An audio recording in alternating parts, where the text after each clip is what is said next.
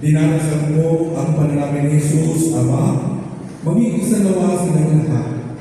Kung paano ikaw ay nasa akin at ako'y nasa iyo, gayon din naman maging isa nawa sila sa atin upang ang mga tao sa daigdig ay maniwala na ikaw ang nagsugo sa akin. Ganito nga ang dasal ni Jesus at ganito din katindi ang kanyang nais para sa bawat isa sa atin. Sapagkat maging ang anak ng tao ay lamang ito, hindi upang paglingkuran, kundi upang maglingkod at alay ang kanyang buhay sa ikatutubos ng marami. Dahil kami nananalangin ng kapagkaluran ng kami nananalangin at tapat ng nananalangin. Binibigyan ng liwanag, binibigyan ng tamang karugan ang salita ng Diyos. Kaya kung tinitingnan po natin, nagkakaroon tayo ng lakas ng loob na ipangalan ang salita ng Diyos, na ipahayag ang salita ng Diyos,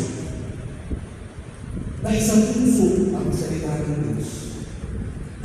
Dahil ang Espiritu Santo mismo ang gumagawa ng lahat ng ito.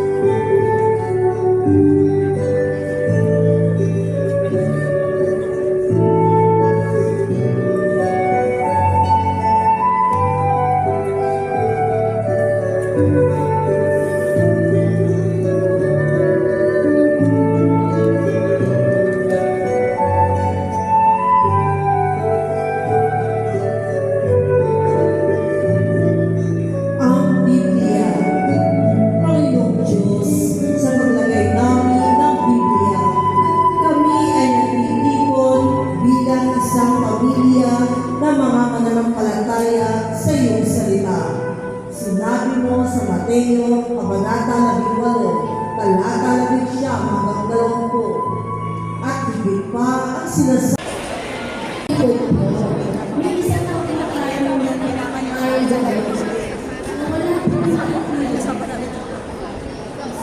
sa lahat ng mga kasama sa Bible Enrollment, tayo po ay lumaluna para mag-practice po bago mag-start ang ating bulang pagdililang.